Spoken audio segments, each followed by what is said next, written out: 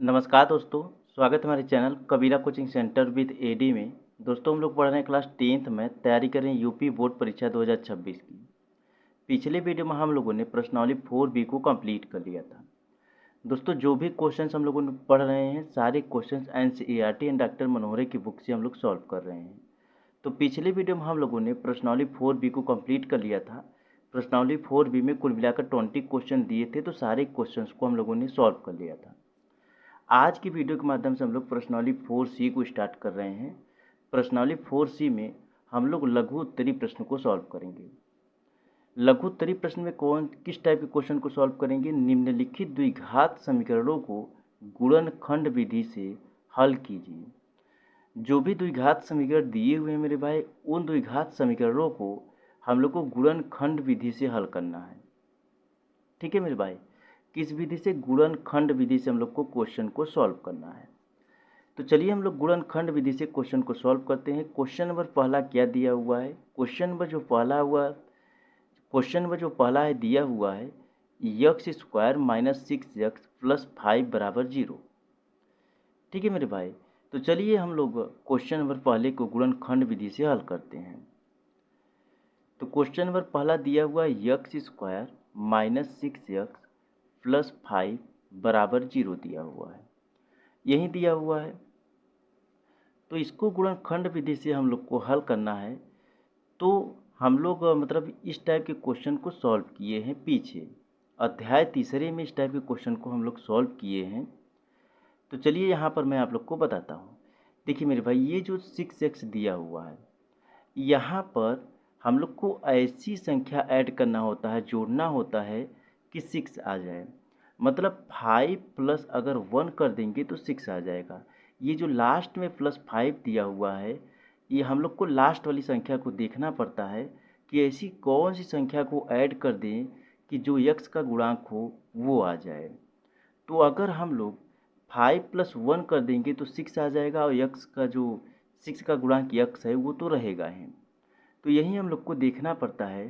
तो यहाँ पर हम लोग 5 + 1 कर देंगे 6 की जगह पर, तो ये हो जाएगा। तो कैसे हो जाएगा मेरे भाई? x² - 5 + 1 x + 5 = 0 हो जाएगा। इस रूप में हो जाएगा। किस रूप में मेरे भाई? जो दिया हुआ है x² - 6x + 5 = 0, तो हम लोगों ने क्या उसको सॉल्व करके क्या लिखा? x² - ब्रैकेट में 5 + 1 x + 5 = 0। ऐसा हम लोगों ने किया। ऐसा इसलिए किया क्योंकि 5 + 1 हम लोग कर देंगे तो 6 आ जाएगा, और x जो है 6x हो जाएगा। तो जो ऊपर क्वेश्चन में दिया हुआ है 6x वही हो जाएगा। तो हम लोग को ऐसे गुणनखंड करने के लिए हम लोग को ऐसे दो पार्ट में तोड़ना पड़ता है कि प्लस करने पर जो x का गुणांक है वो आ पाए।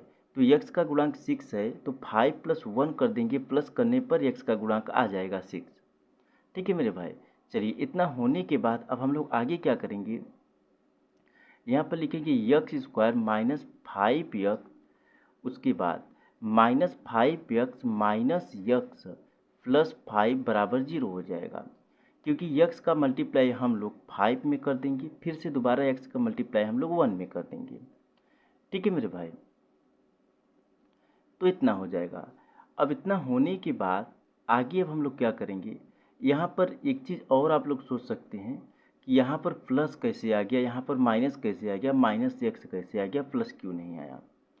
देखिए मेरे भाई, ये जो है ना इसका मल्टीप्लाई अंदर हो जाता है। ठीक है मेरे भाई, तो ये माइनस ही हो जाएगा। चलिए इतना होने के बाद अब आगे क्या हो जाएगा? आगे हम लोग इसमें से x को कॉमन ले लेंगे तो क्या बचेगा? x - 5 बचेगा। हम लोगों ने x को कॉमन ले लिया तो x - 5 बचा, -1। यहाँ पर हम लोग 1 को कॉमन ले लेंगे तो x - 5 बचेगा, बराबर 0 हो जाएगा। ठीक है मेरे भाई, यहाँ पर जो माइनस है इसका मल्टीप्लाई भी अंदर हो जाएगा, तो यहाँ पर भी x - 5 हो जाएगा। ठीक है मेरे भाई, इतना होने के बाद अब आगे क्या हो जाएगा? x - 5 फर्स्ट ब्रैकेट में, सेकेंड ब्रैकेट में x - 1 हो जाएगा, बराबर 0 हो जाएगा। ठीक है मेरे भाई, तो यहाँ पर हम लोग को क्या बोला था? गुणनखंड के रूप में द्विघात समीकरण को सॉल्व करने के लिए बोला हुआ था। तो हम लोगों ने सॉल्व कर दिया। तो यहाँ पर लिखेंगे यदि यक्स, यहाँ पर लिखना है यदि, ब्रैकेट में मत लिखिए, ब्रैकेट से बाहर लिखिए, यक्स माइनस 5 बराबर 0 है तो यक्स बराबर प्लस 5 हो जाएगा। अगर यक्स बराबर क्या दिया हुआ है, यदि यक्स माइनस 5 बराबर 0 है तो यक्स बराबर 5 हो जाएगा, क्योंकि जो यक्स माइनस 5 बराबर 0 है तो जो -5 है उसको राइट साइड लेकर चले जाएंगे तो +5 हो जाएगा। ठीक इसी प्रकार से दूसरे को भी हम लोग सॉल्व करेंगे। यदि यक्स माइनस 1 बराबर 0 है तो यक्स बराबर 1 हो जाएगा। ठीक है मेरे भाई। तो हम लोगों ने द्विघात समीकरण को गुणनखंड की विधि से सॉल्व कर दिया। तो पहला यक्स बराबर 5 आया, यक्स बराबर 1 आया हुआ है। इसको यक्स बराबर 5 लिख सकते हैं, यक्स बराबर 1 भी लिख सकते हैं, या फिर यक्स बराबर 5 और 1 भी लिख सकते हैं, या यक्स बराबर 1 5 भी लिख सकते हैं। बात वही है, यक्स की वैल्यू आई हुई है। ठीक है मेरे भाई। चलिए आगे अब हम लोग क्वेश्चन नंबर दूसरे को सॉल्व करते हैं। तो क्वेश्चन नंबर दूसरा जो है मेरे भाई, आपकी स्क्रीन पर दिख रहा होगा। क्वेश्चन नंबर दूसरा दिया हुआ है रूट में 3x² plus 2x minus 8 root में 3 बराबर 0 दिया हुआ है। क्या दिया हुआ है मेरे भाई, रूट में 3x² plus 2x minus 8 root में 3 बराबर 0 दिया हुआ है। तो चलिए हम लोग क्वेश्चन नंबर दूसरे को भी सॉल्व करते हैं। क्वेश्चन नंबर दूसरा दिया हुआ है 3x² plus 2x minus 8 root में 3 बराबर 0 दिया हुआ है। यही दिया हुआ है मेरे भाई। इसको 3 लिख देता हूँ, यही दिया हुआ है। तो ठीक वही रूल हम लोग लगाएंगे जैसे क्वेश्चन नंबर पहले में लगाया था। तो चलिए यहाँ पर क्या हो जाएगा, 3 रूट में x², उसके बाद प्लस प्लस दिया हुआ है तो प्लस, लेकिन यहाँ पर माइनस दिया हुआ है। तो हम लोग को ऐसी संख्या से माइनस करना है, मतलब ऐसी संख्या को लेना है माइनस करने पर 2 आ जाए। कितना आ जाएगा मेरे भाई, माइनस करने पर 2 आ जाए। तो अगर हम लोग 6 में से 4 को माइनस कर देंगे तो क्या 2 आ जाएगा? जी हाँ, 6 में से 4 को हम लोग माइनस कर देंगे तो 2 आ जाएगा। तो 6 माइनस 4, यहाँ पर x ऐसे ही रहेगा। उसके बाद 8 रूट में 3 ऐसे ही रहेगा। ठीक है मेरे भाई, ये चीज़ आप लोग को समझ में ज़रूर आ गया होगा। देखिए हम लोग को ऐसी संख्या से, यहाँ पर लास्ट वाली संख्या के पहले हम लोग को देखना होता है, अगर माइनस होता है तो माइनस करने पर ऐसी संख्या से हम लोग को माइनस करना होता है कि ये जो x का गुणांक हो वो आ जाए। अगर यहाँ पर प्लस रहेगा तो ऐसी संख्या से हम लोग को प्लस करना होता है कि जो x का गुणांक हो वो आ पाए। ठीक है मेरे भाई, तो ये हो गया। तो हम लोगों ने 6 में से 4 को माइनस कर दिया तो 2x यानी 2 आ जाएगा। x का गुणांक 2 या फिर 2x कह सकते हैं उसे, तो ये आ जाएगा। इतना होने के बाद अब आगे वही रूल लगाएंगे जैसे क्वेश्चन नंबर पहले में लगाया था। तो रूट में 3x² प्लस क्या हो जाएगा, 6x minus 4x minus 8 root में 3 बराबर 0 हो जाएगा। ठीक है मेरे भाई। अब यहाँ पर रूट में 3x को हम लोग कॉमन ले लेंगे तो क्या बचेगा, x। इसको ऐसे मत लिखिए, इसको एक लाइन और लिख लीजिए ताकि आप लोग को अच्छी तरीके से समझ में आ पाए। नहीं तो आप लोग कंफ्यूज भी हो सकते हैं कि मैं डायरेक्ट क्यों लिख दिया। तो यहाँ पर एक लाइन और लिख लीजिए। क्या कर देंगे, 3x² रूट में 3x² plus 3 into sorry root में 3 इंटू 2 रूट में 3x हो जाएगा। उसके बाद -4 ब्रैकेट में, एक मिनट यहाँ पर -4x रहेगा। मैं नीचे वाली लाइन को सॉल्व करने लगा। माइनस क्या हो जाएगा, -4x माइनस 8 रूट में 3 बराबर 0 हो जाएगा। अब यहाँ पर ये चीज़ जो मैं लिखा हूँ मेरे भाई, इसको जानना ज़रूरी है। देखिए जो दिया हुआ है रूट में 3, कितना, रूट में 3 इंटू 2 रूट में 3, यानी रूट में थ्री का मल्टीप्लाई रूट में थ्री करेंगे तो कितना हो जाएगा मेरे भाई, थ्री सिर्फ होता है, इंटू टू हो जाएगा। अब इसको एक लाइन और लिख करके मैं समझाता हूँ। देखिए यहाँ पर ये चीज़ जो मैं लिखा हूँ, रूट में थ्री इंटू रूट में थ्री, और ये इंटू में तो है, रूट में टू हो जाएगा। तो इसका मतलब थ्री इंटू जो दिया हुआ है रूट में थ्री इंटू रूट में थ्री, इसको रूट से जब बाहर निकालेंगे तो सिर्फ और सिर्फ थ्री बचेगा, इंटू टू हो जाएगा तो बराबर सिक्स हो जाएगा। तो यहाँ पर यक्स है तो सिक्स यक्स हो जाएगा।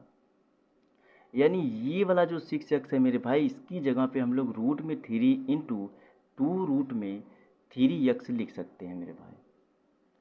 ठीक है मेरे भाई, तो ये चीज़ आप लोग को समझ में ज़रूर आ गया होगा। मैं एक लाइन और बढ़ा कर आप लोग को समझा दिया। मैं वहाँ पर डायरेक्ट लिख रहा था, लेकिन हमें लगा ये नहीं समझाऊंगा तो आप लोग नहीं समझ पाएंगे कि आया कैसे। तो इतना हो गया, ये चीज़ समझ में आ गया।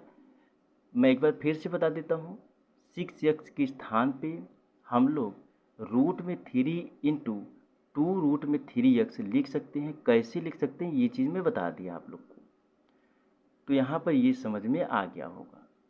चलिए अब आगे क्या करेंगे मेरे भाई, यहाँ पर रूट में थ्री एक्स को हम लोग कॉमन ले लेंगे, तो बचेगा क्या ब्रैकेट में, x plus two root three बचेगा।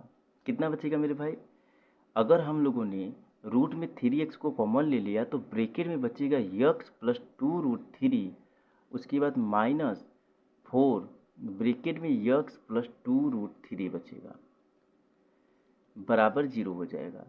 अब आप लोग को हो सकता है ये कंफ्यूज करता होगा कि ये कैसे आ जाएगा, तो चलिए मैं एक एक चीज़ को तोड़ कर दिखा देता हूँ आप लोग को, तब समझ में आ जाएगा आप लोग को। चलिए आप लोग साइड में देख लीजिए, साइड में दिखा मतलब सॉल्व करा करके हम मैं इरेज कर दूंगा।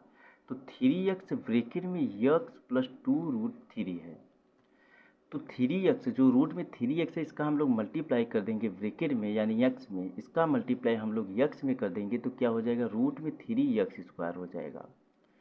उसके बाद फिर से दोबारा हम लोग मल्टीप्लाई जब कर देंगे तो क्या आ जाएगा मेरे भाई, जब हम लोग दोबारा मल्टीप्लाई कर देंगे, यानी जो रूट में थ्री एक्स है इसका मल्टीप्लाई इसमें कर देंगे तो क्या आ जाएगा, रूट में three into two root three x आ जाएगा।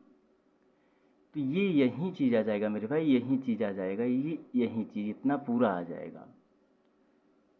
चलिए ये समझ में आ गया होगा। ठीक इसी प्रकार से जो दूसरा वाला है उसको भी मैं आप लोग को सॉल्व करा के दिखा देता हूँ, समझा देता हूँ एक बार। जैसे क्या है, अब यहाँ पर फोर को मैं कॉमन ले लिया तो बचा क्या, x plus two root three बचा हुआ है। तो यहाँ पर हम लोग फोर का मल्टीप्लाई एक्स में कर देंगे तो फोर एक्स हो जाएगा। उसके बाद दोबारा फोर का मल्टीप्लाई हम लोग टू रूट, यहाँ पर माइनस रहेगा, मैं प्लस लिखा हूँ, माइनस रहेगा। उसके बाद इतना जब हम लोग करेंगे तो यानी यहाँ पर फोर का multiply two root three x में करेंगे तो माइनस कितना हो जाएगा, एट रूट थ्री हो जाएगा। तो जो ये वाला है मेरे भाई ये आ गया। जी हाँ, हम लोगों ने फोर को कॉमन ले लिया तो यही चीज़ आया हुआ है। तो ये दोनों चीज़ें आप लोग को समझ में आ गई होंगी बहुत अच्छी तरीके से।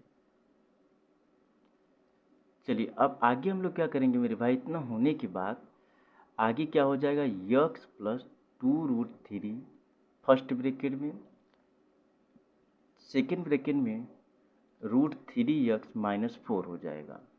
कितना हो जाएगा, root three x minus four हो जाएगा, बराबर जीरो ऐसे ही रहेगा। अब यहाँ पर हम लोग लिखेंगे यदि क्या है मेरे भाई, x plus two root three बराबर जीरो है तो एक्स बराबर माइनस टू रूट थ्री हो जाएगा। ठीक इसी प्रकार से दूसरे ब्रैकेट को सॉल्व करेंगे, root three x minus four बराबर जीरो है तो क्या हो जाएगा, रूट थ्री एक्स बराबर फोर हो जाएगा, यानी एक्स बराबर फोर अपॉन में रूट थ्री हो जाएगा। तो ये भी आंसर हो गया एक्स का, ये भी आंसर हो गया। इसको एक्स बराबर माइनस टू रूट थ्री लिख सकते हैं, और जो दूसरा वाला है इसको भी फोर अपॉन रूट थ्री लिख सकते हैं। कहने का मतलब ये है एक्स बराबर माइनस दो रूट में थ्री कॉमा 4/√3 आप लोग लिख सकते हैं, बात वही है। ठीक है मेरे भाई। तो क्वेश्चन नंबर जो आपका दूसरा है उसका राइट आंसर क्या हो गया, -2। जो पहला वाला है -2√3 और दूसरा वाला जो है 4/√3 है। तो ये राइट आंसर हो गया। चलिए आगे अब हम लोग क्वेश्चन नंबर तीसरे को सॉल्व करते हैं। चलिए मेरे भाई, क्वेश्चन नंबर तीसरा क्या दिया हुआ है। क्वेश्चन नंबर जो तीसरा है वो दिया हुआ है x² - 3x - 10 बराबर 0 है। क्या है मेरे भाई, x² - 3x - 10 बराबर 0 है। तो क्वेश्चन नंबर तीसरे को भी हम लोग हल करते हैं। x² - 3x - 10 बराबर 0 है। इसको थोड़ा अच्छे से लिख देता हूँ, उसके बाद इसको भी माइनस अच्छे से लिख देता हूँ। तो इतना है, x² - 3x - 10 बराबर 0 है। हम लोग को लास्ट में देखना पड़ता है कि लास्ट में क्या है। लास्ट में -10 है, यानी लास्ट में माइनस है। जो लास्ट वाली संख्या है उसके पहले माइनस लगा हुआ है। तो हम लोग को ऐसी संख्या को हम लोग को घटाना है। अगर यहाँ पर मेरे भाई प्लस होता, जो लास्ट वाली संख्या 10 है इसके पहले अगर प्लस लगा होता तो हम लोग को ऐसी संख्या से प्लस करना पड़ता कि प्लस करने पर 2 + 1 कर देंगे तो बराबर 3 आ जाएगा, यानी यक्स का गुणांक लाना है हम लोग को। यहाँ पर माइनस दिया हुआ है तो हम लोग को 5 - 2 हम लोग करेंगे तो बराबर 3 आ जाएगा। तो हम लोग को यहाँ पर माइनस ही करना पड़ेगा मेरे भाई, क्योंकि जो लास्ट वाली संख्या है उसके पहले माइनस लगा हुआ है। तो हम लोग को ऐसी संख्या से माइनस करना पड़ता है कि यक्स का गुणांक जो 3 है, यानी जो 3x है, यक्स का गुणांक 3 जो है वो आ जाए। ठीक है मेरे भाई। तो चलिए, तो यहाँ पर मेरे भाई क्या दिया हुआ है, लास्ट वाली संख्या के पहले माइनस दिया हुआ है। तो माइनस दिया हुआ तो हम लोग को ऐसी संख्या से माइनस करना पड़ेगा कि 3x आ पाए। तो यहाँ पर x² माइनस 5 में से हम लोग 2 को माइनस कर देंगे तो क्या 3 आ जाएगा, x ऐसे रहेगा। कहने का मतलब ये है मेरे भाई 5 - 2 इसको हम लोग घटा देंगे तो कितना आ जाएगा, 3 आ जाएगा। और x जो बचा हुआ है x हो जाएगा, यानी गुणा कर देंगे तो x हो जाएगा, 3x हो जाएगा। ठीक है मेरे भाई। उसके बाद -10 बराबर 0 ऐसे ही रहेगा।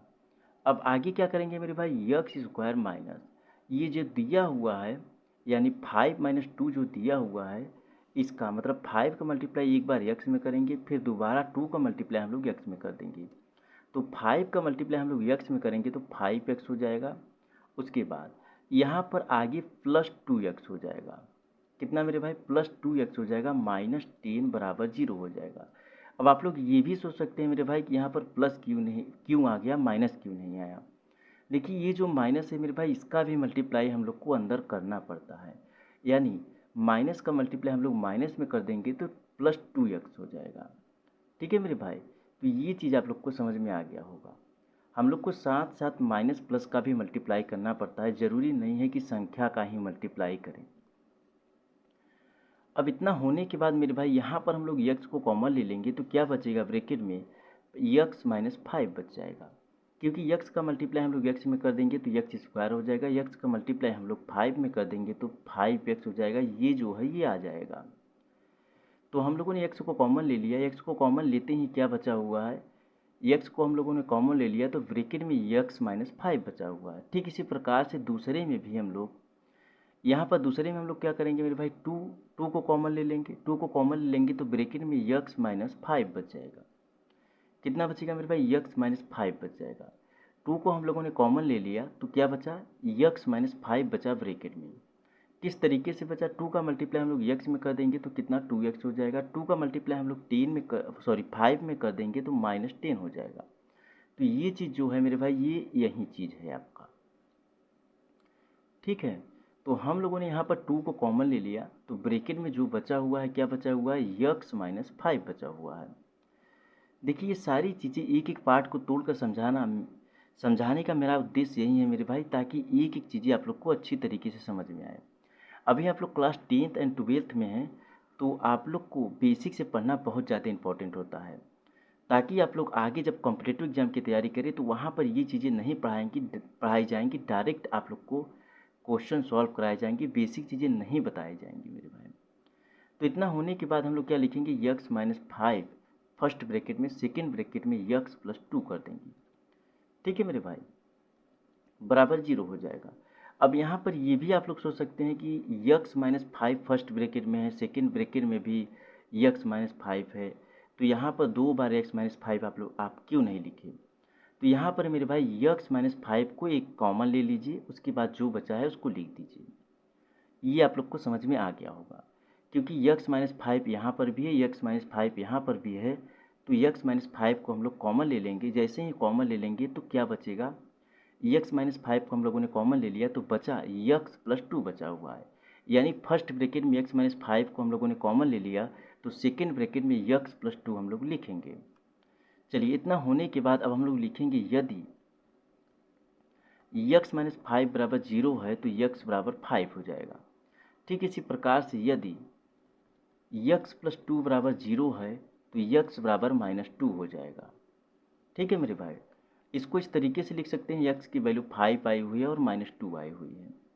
तो ये चीज़ आप लोग को ज़रूर समझ में आ गया होगा। बहुत अच्छी तरीके से एक एक चीज़ों को मैं समझाया हूँ, तीनों क्वेश्चन को अच्छी तरीके से आप लोग को बताया हूँ। आशा करता हूँ तीनों क्वेश्चन बहुत अच्छी तरीके से समझ में आए होंगे। मिलता हूँ फिर से एक नए वीडियो में मेरे भाई, तब तक क्वेश्चनों को पढ़िए, रिवाइज भी कीजिए। धन्यवाद।